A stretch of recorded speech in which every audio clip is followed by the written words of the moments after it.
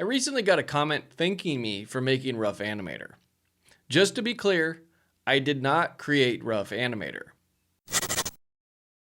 Hey, it's Patrick.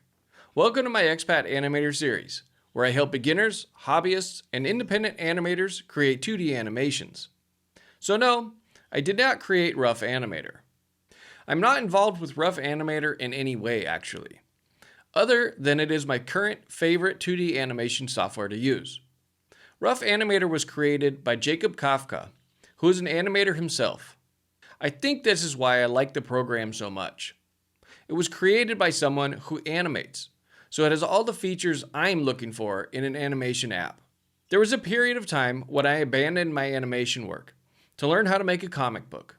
This is a whole different skill set than animation, and I spent a couple of years learning how to make my own comic book. That period of time resulted in me completing an 80-page graphic novel called TREP. Yes, this is the same character from my animation. I actually expanded on the story from where the animation left off. If you want to read it for free, it's still available up at WEBTOONS. I'll leave a link in the description below. I eventually did a very small print run of 25 copies of the book. Maybe someday I'll try and do a larger printing. So after this detour in my animation journey, I decided it was time to get back into animation. So I went looking for what software was now available. I didn't want to go back to using some of the apps I had used in the past.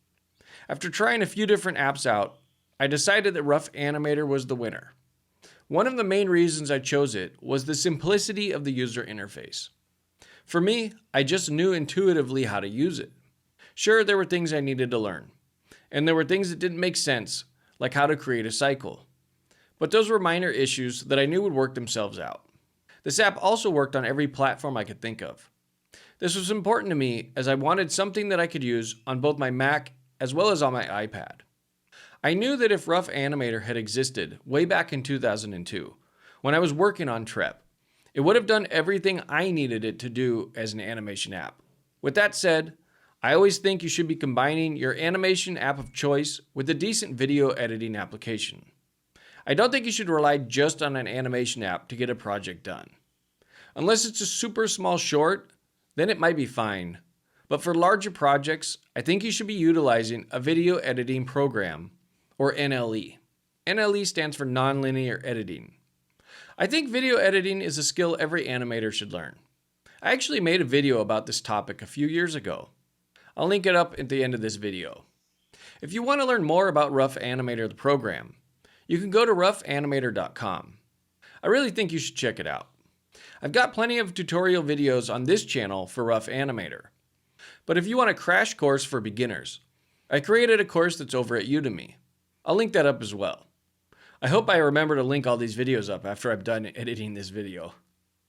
If you found this useful, click the thumbs up button and don't forget to subscribe. Click this video for more animation tips. Leave any questions you have in the comments below. Thanks for watching and keep on animating.